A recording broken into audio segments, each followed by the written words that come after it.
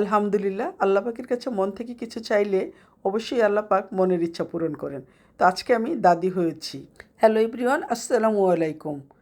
দিনটি ছিল 28শে মার্চ 2025। সুন্দর ফুটফুটে চাঁদের মতো একটা পুত্র সন্তান জন্ম দিয়েছেন আমার বৌমা। এতে আমরা সবাই অনেক অনেক অনেক অনেক হ্যাপি হয়েছি। আলহামদুলিল্লাহ, আল্লাহ পাক সবার মনের ইচ্ছা পূরণ করেছেন।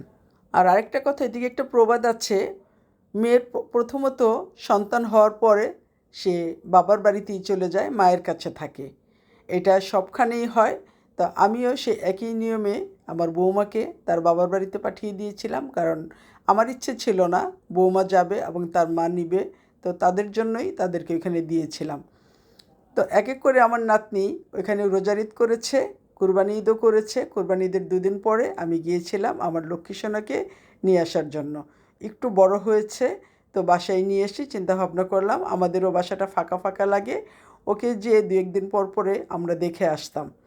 তো যেহেতু ও আমাদেরকে চেনে, কোনো কান্নাকাটি করতো না, লক্ষ্মী ছেলে ছিল, শান্তপ্রিয় একটা ছেলে ছিল। তো আমরা এভাবে ওকে নিয়ে আসার জন্য চলে গিয়েছিলাম ওর নানুর বাসায়। তো নানুর বাসা থেকে ওকে নিয়ে বিদায় নিয়ে চলে আসার সময় নানুরা অনেক কান্নাকাটি করেছে। যতই কান্নাকাটি করুক, বাড়ির সন্তান তো বাড়িতে আসতেই হবে। তো এদিকে আমরা গাড়িতে উঠেছি আর ঝিরিঝিরি বৃষ্টি শুরু হয়েছে। রিমঝিম রিমঝিম বৃষ্টি পড়ছে, টুপুর টুপুর শব্দ হচ্ছে। তো বৃষ্টির তালে তালে আইসক্রিম খেতে খেতে চলে আসছি আমরা আমাদের বাসায়।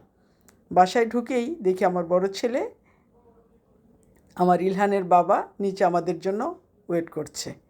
তো দাঁড়িয়ে ও ছেলেকে কুলে নিল, একটু আদর করলো, লাগেজ নিয়ে বাসায় উঠলো।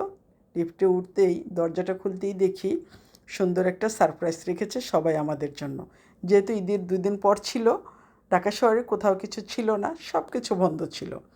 তারপরেও আমার কিছু দুষ্ট পাখি আছে, সেই দুষ্ট পাখিরা কীভাবে যেন ফুলের আয়োজন করেছিল, কুড়িয়ে টুরিয়ে যতটুকুই পেয়েছে ওরা কিনে নিয়ে আসছে।